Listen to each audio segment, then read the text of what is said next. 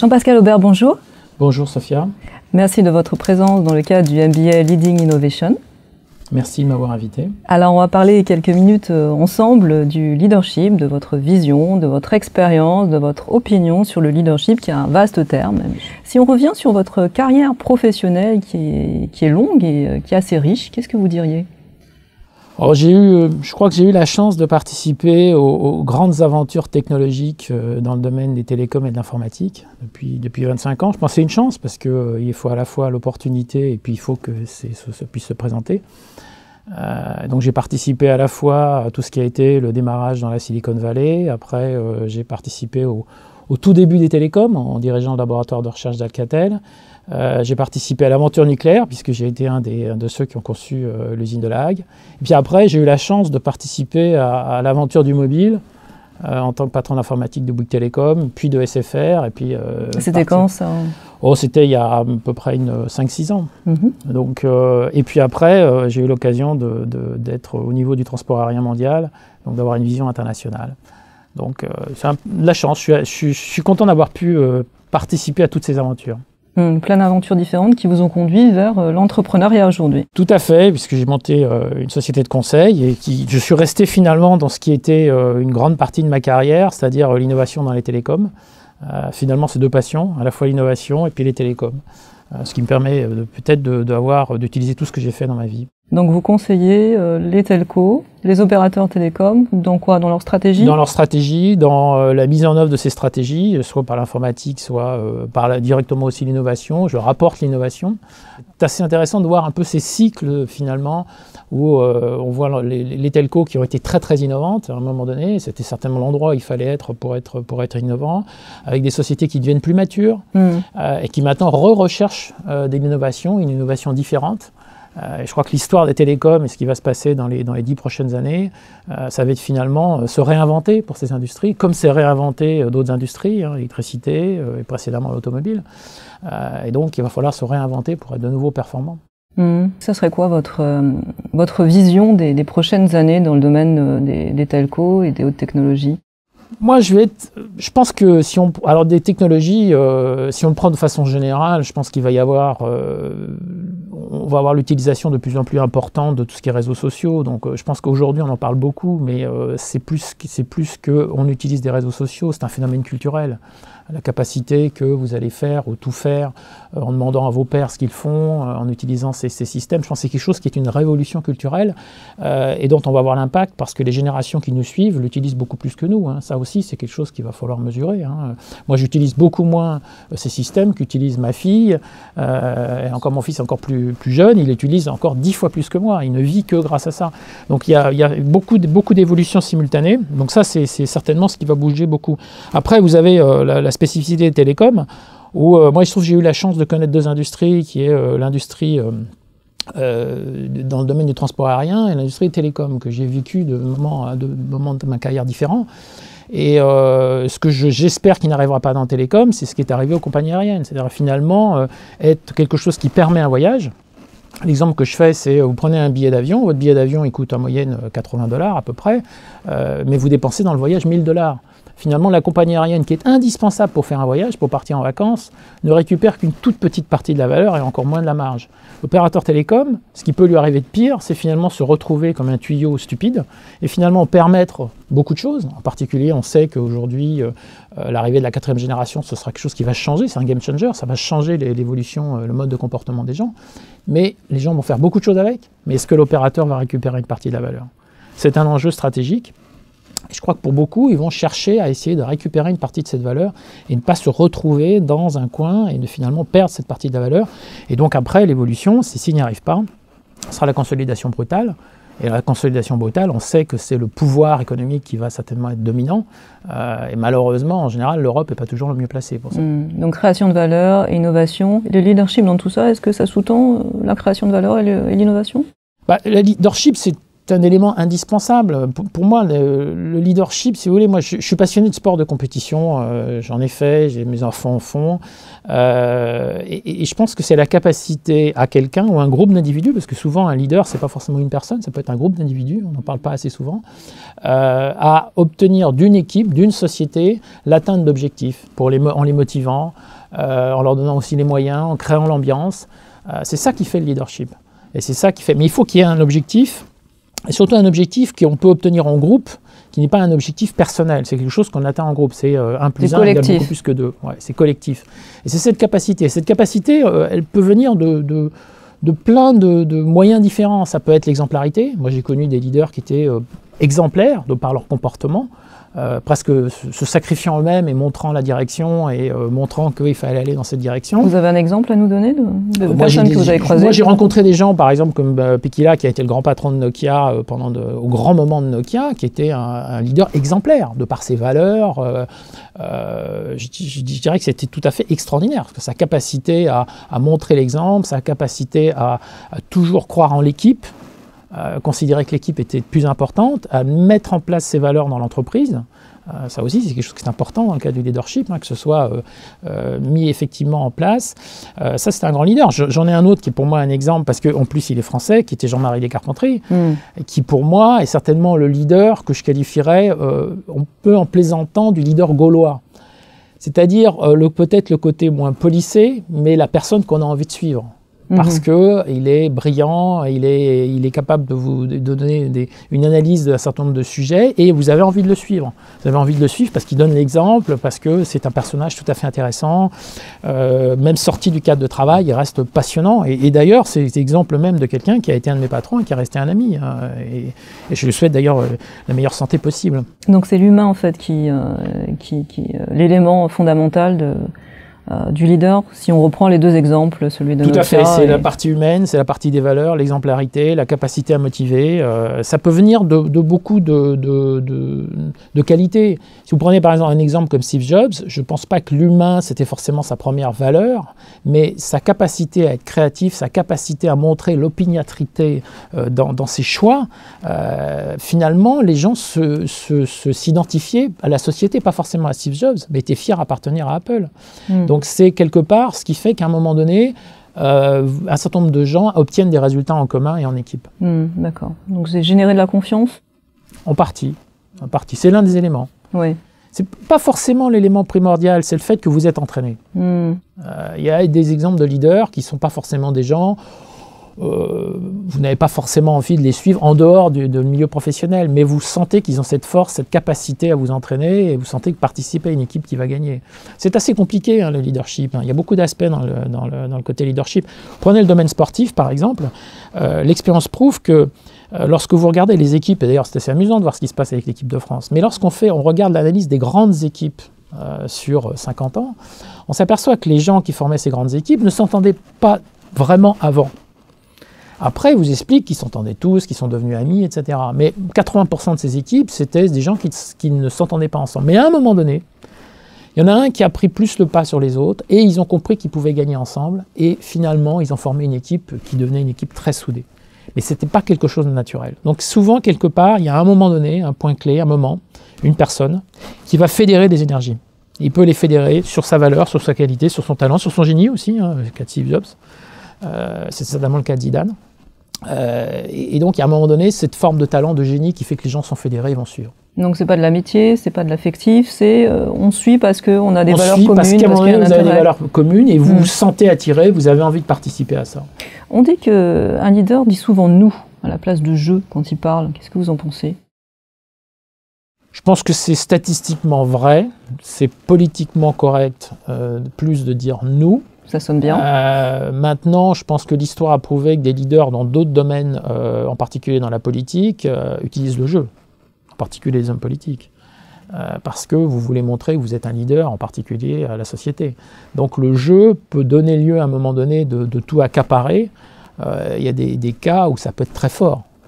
Vous prenez par exemple Simone Veil qui fait un discours, qui fait son fameux discours sur l'avortement, c'est jeu. Mais c'est à un moment donné, je porte le projet. On est porteur d'une idée. Donc, Je pense que ça dépend beaucoup le moment où vous voulez montrer l'implication. Je pense que si vous utilisez que le jeu, c'est qu'il y a vraiment un vrai problème. Moi, souvent, j'aime bien écouter des discours. C'est assez intéressant de les écouter avec un peu de recul et vous voyez un petit peu le comportement, la façon de faire passer un message. Si vous prononcez que jeu, c'est que vous vous mettez tout le temps en avant. Donc, vous ne représentez plus une communauté où vous êtes moins, vous attirez moins. Mais c'est pour ça que je pense qu'après, c'est un subtil équilibre entre tout à fait. Être inspirant et à la fois montrer le chemin vers lequel on souhaite que les autres accèdent. Vous avez des exemples personnels où vous avez fait preuve de leadership dans votre carrière? Oui, j'ai des exemples qui remontent au moment où je dirigeais des projets. Maintenant, ça fait fort longtemps, mais j'ai été le patron du projet des Jeux Olympiques d'Albertville. Donc, pour ceux qui se souviennent, il y avait des Jeux Olympiques d'hiver en France. C'est pas arrivé très souvent, et il se trouve que moi j'ai dirigé des projets dans des conditions, surtout pour ceux qui connaissent les projets informatiques, il est assez difficile de décaler la date de mise en production, parce que c'était les Jeux Olympiques, donc on peut difficilement expliquer qu'on est en retard. Et donc moi j'ai dirigé des équipes où on était dans des conditions à la limite de ce qu'on pouvait faire physiquement. Et donc là c'était important de montrer que à l'écoute des collaborateurs, mais aussi essayer d'aider, essayer d'éviter les accidents, parce que tout le monde était tellement motivé. Moi, par exemple, je vais vous donner un exemple, j'interdisais que les gens repartent chez eux passer une certaine heure, non pas parce que je voulais pas qu'ils voient leur famille, mais parce que j'avais peur de l'accident de voiture. Les gens qui travaillent jusqu'à 2 h du matin, qui rentrent, ils sont complètement épuisés, et c'est l'accident de voiture, etc. Donc on essayait d'entourer, on essayait de trouver des solutions, on essayait de faire travailler les gens pour obtenir des résultats, et des résultats qui étaient la créativité, parce que des fois on se heurte à un problème, il faut le résoudre, et puis par créativité, on essaye de trouver d'autres solutions. Donc il y avait une forme de leadership qui était important, et j'ai l'exemplarité. Moi je passais les nuits avec eux, et je travaillais aussi. Donc c'est important de montrer qu'on est là, montrer qu'on est solidaire, tout en ayant la responsabilité finale de l'objectif qu'on porte, qui n'est pas toujours facile. Donc ça c'est un exemple. J'ai souvent fait en tant que patron de projet ou patron de très grands projets, essayer de montrer qu'il fallait atteindre l'objectif et il faut essayer de comprendre un petit peu les ressorts et puis remotiver les gens. Il y a des moments... vous ne pouvez pas, dans ce genre de position, montrer que vous déprimez, ou si vous l'êtes, il faut le montrer qu'à un moment donné, vous êtes fatigué comme tout le monde, et puis en tirer un ressort. Bon, je suis crevé, moi aussi je suis crevé, bon, allez, hop. Et, toujours montrer l'exemple. Ouais, c'est pas toujours facile. C'est pas toujours facile. Il y a des moments où on se dit, ça va être difficile, bon, on y arrive quand même. Et puis essayer de trouver les ressorts. Et puis trouver, vous savez, très souvent les équipes, c'est pour ça que je dis, les équipes, elles se constituent au fur et à mesure. Très souvent, lorsque vous commencez à voir cette espèce de magie de la symbiose d'une équipe, finalement, vous avez d'autres personnes qui ressortent, qui vont vous aider aussi, parce que ils vont se trouver faire part d'une équipe, et c'est pas toujours les gens que vous croyez. Vous vous dites, telle personne, non, vous le sentez plus quelqu'un qui est un exécutant, ou pas du tout. Quelquefois, il peut être dans une condition un peu particulière, la personne qui va vous sauver, la mise. Il y a des révélations, en fait, des situations inédites. Oui, parce que chacun a son parcours, chacun a ses ressorts psychologiques qui peuvent être différents. Vous avez été amené à rendre des comptes, à être benchmarké dans votre carrière, à être un peu sur la sellette, quelque part, par rapport à la performance? Oui, tout le temps. Enfin, moi, j'ai passé ma vie à être benchmarké. Donc... j'ai la remarque que je faisais tout à l'heure d'ailleurs, je disais que finalement on n'a pas l'habitude de faire en France, c'est de benchmarker, y compris son gouvernement. On devrait accepter qu'on se compare à l'extérieur, on se compare, et finalement une entreprise et un gouvernement, c'est un élément de la productivité, finalement les process qu'il met en place, et on devrait se benchmarker. Et se benchmarker, c'est pas toujours agréable. J'étais patron d'informatique de nombreux groupes, j'étais tout le temps benchmarké, j'avais toujours des patrons qui m'expliquaient qu'il y avait forcément quelqu'un qui était en Suède, en Finlande, aux États-Unis, qui était meilleur que moi sur un petit aspect. C'est pas toujours agréable, on a du mal à se remettre en cause, mais finalement, on apprend. Après, on essaye de comprendre, et puis on essaye de se dire... et puis ça devient une mécanique. On se dit, après tout, le meilleur, il est où? C'est qui le meilleur? On avance. Et donc ça, je pense que c'est très important d'avoir toujours ça en tête. J'ai toujours tendance à penser, lorsque j'étais patron du laboratoire de recherche d'Alcatel, j'avais des chercheurs qui venaient me présenter tout le temps des tas de sujets. Et chaque fois, je leur posais la question, je leur dis, c'est quoi le pourcentage de médailles olympiques que la France? Et les 3/4 du temps, ils me disaient 10%, 20%, 5%, etc. Je dis non, c'est exactement le même pourcentage que le nombre de Français par rapport à la population mondiale. Donc la statistique, c'est que si vous avez une idée, vous avez une forte chance qu'il y a 99 autres personnes qui ont eu la même idée. Si vous êtes le seul à avoir une idée, c'est inquiétant. Mais ça peut être la bonne idée aussi. Hein. Donc il faut être capable de se comparer à l'extérieur. Il faut aller voir ce qu'il y a à l'extérieur. Et très souvent, l'expérience prouve que les inventions, la créativité, ça vient par analogie. C'est-à-dire, c'est une excellente idée appliquée à un autre domaine. Toutes les grandes inventions humaines ont été fondamentalement une analogie. Ça peut être une analogie des fois qui vient un peu de loin, mais c'est souvent une analogie. Donc c'est se confronter, aller voir ce qu'il y a à l'extérieur, se dire tiens, comment les autres ont fait, est-ce que je peux faire pareil? Ça fait pas peur? De quoi? Bah justement, d'être confronté à l'extérieur, d'être mis sur la sellette et potentiellement d'être pour une personne lambda. On a toujours peur de se dire tiens, il y a quelqu'un qui arrive qui est meilleur que soi, mais on ne vous demande pas forcément non plus d'être tout le temps le meilleur. Ce qu'on vous demande, c'est d'améliorer le processus. On vous demande, c'est d'être au courant, de regarder ce qui se fait ailleurs. On ne peut pas demander à quelqu'un, à quiconque, d'être le meilleur sur tous les sujets. Par contre, s'il ne regarde pas ce qu'il y a à l'extérieur, c'est grave. Donc c'est un facteur de progression. En fait. C'est un facteur de progression, c'est un facteur qu'il n'est pas toujours facile d'accepter parce qu'on aime avoir sa tranquillité, on aime aussi baser sur du long terme. Mais on apprend, je pense qu'il faut dès le début l'avoir en tête et l'intégrer dans sa réflexion, l'intégrer dans tout ce qu'on fait. Pourquoi vous êtes passé à l'entrepreneuriat ? Il y avait à la fois une raison personnelle qui fait qu'à un moment donné, pour des raisons tout à fait familiales, j'ai été obligé de m'arrêter. Et donc, ça a été, pour des raisons d'ailleurs de ma mère qui était très gravement malade. Et puis ensuite, j'ai eu envie finalement de faire ça dans un climat d'entrepreneur, c'est-à-dire apporter à plusieurs entreprises finalement cette innovation et non pas rester dans une... J'avais fait beaucoup de grands groupes, j'avais fait beaucoup de choses. Et à un moment donné, vous avez envie finalement de voir pas mal de choses, d'avoir la possibilité de traiter plusieurs sujets, d'apporter, de traiter plusieurs sujets en même temps. Ce qu'on ne peut pas toujours faire, en particulier sur l'innovation, dans un grand groupe. Dans un grand groupe, vous avez quand même un certain nombre de contraintes, vous avez un certain nombre de règles à respecter. Et vous passez quand même beaucoup de temps à faire, je dirais, du travail qui est du travail nécessaire, mais quand même que je qualifierais un peu plus d'administratif. Donc la partie réellement où vous êtes productif, elle est quand même plus limitée. Moi, je m'estime beaucoup plus productif que j'étais auparavant, parce que effectivement, je peux me concentrer sur effectivement ce qui est l'innovation. Donc après, c'est un choix. Je pense qu'il faut passer d'un domaine à l'autre, quitte à y revenir. On apprend beaucoup de choses en étant entrepreneur. On apprend les difficultés des entrepreneurs, on apprend aussi, on a le plaisir de réussir, ça m'est arrivé, mais on voit aussi que c'est difficile. C'est difficile. Pour un projet qui réussit, il y en a 99 qui échouent, peut-être plus. Les statistiques sont malheureusement pas très bonnes en Europe sur les startups, mais il y en a quand même quelques-unes qui réussissent. Donc, faut pas avoir peur de l'échec, c'est ce que vous dites. Je pense qu'il faut accepter l'échec et il faut l'intégrer. Il faut intégrer deux choses. Il faut intégrer le fait que lorsque vous créez quelque chose, les sociétés qui ont réussi sont toujours des sociétés qui ont, à un moment ou à un autre, changé complètement l'objet pour lequel elles étaient créées. Si vous prenez toutes les grandes réussites dans l'innovation, ce n'est jamais l'objet de départ de la société qui a été finalement celui qui a permis la réussite de la société. Mais c'est vraiment une règle systématique. Donc c'est l'adaptation ? C'est l'adaptation, le fait de s'adapter à l'écoute, être à l'écoute de ses clients, à l'écoute du marché, est à tout moment capable de réagir très très vite. Et c'est ça qui fait la force d'une entreprise qu'on vient de créer par rapport à une entreprise plus importante, qui a beaucoup plus de mal à bouger parce qu'elle a ses clients, elle a son existant. Donc l'adaptation, ça fait partie des facteurs clés de succès. Tout à fait. Mais ça fait le facteur, c'est aussi ce qui fait que l'espèce humaine a survécu. Hein. Donc, mais c'est un élément très important pour les petites entreprises et c'est ça qui fait la réussite. Hein. L'adaptation également sur le plan développement personnel ? Tout à fait, il faut être capable de s'adapter, il faut surtout être capable d'analyser un petit peu la situation, voir un peu quelles sont ses forces, ses faiblesses. Puis c'est quelque chose aussi qu'on apprend au fur et à mesure du temps. Lorsqu'on vieillit, par exemple, on a plus de recul par rapport à ce qu'on a fait, on se connaît mieux. Lorsque vous êtes jeune, vous êtes impétueux, vous avez toujours la volonté de faire un certain nombre de choses, puis vous croyez avoir raison sur tout. Vous vieillissez, vous dites finalement, ça je l'ai fait bien, ça je l'ai moins bien fait, etc. Et vous remettez plus facilement en cause. Ça s'appelle la sagesse, non ?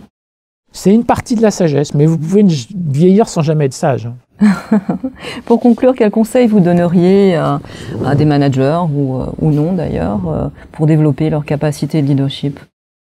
Moi, je dirais il y a deux choses. Essayez de s'intéresser à ce qui fait le succès d'un certain nombre de grands leaders. C'est toujours très intéressant de voir un petit peu les éléments forts dans ce qu'a fait Steve Jobs. Par exemple, très intéressant de lire le bouquin de Steve Jobs. Vous voyez, il y a des éléments qui sont, on peut apprécier ou ne pas apprécier la vie de Steve Jobs. Par contre, il y a des éléments, sa capacité extraordinaire dans le niveau de la précision, dans le niveau de la qualité de ses approches technologiques. Il y en a d'autres, vous pouvez aussi voir pourquoi ils ont réussi, essayer de comprendre ce qui fait l'effort, c'est reprendre des idées. Je pense que ça, c'est un élément très important. Deuxièmement, je pense qu'on a tous des qualités et des défauts. Il y a des gens qui sont plus créatifs, il y en a des gens qui sont peut-être un peu différents, peut-être plus organisés, qui vont améliorer un process, essayer de bâtir là-dessus. On ne peut pas se changer. On a des qualités, on peut s'améliorer sur ses points faibles, mais c'est toujours sur les points forts. Vous savez, la grande différence dans le sport, entre ce qui est le sport anglo-saxon et le sport, je qualifierais français. En français, on a tendance à vouloir être bon partout.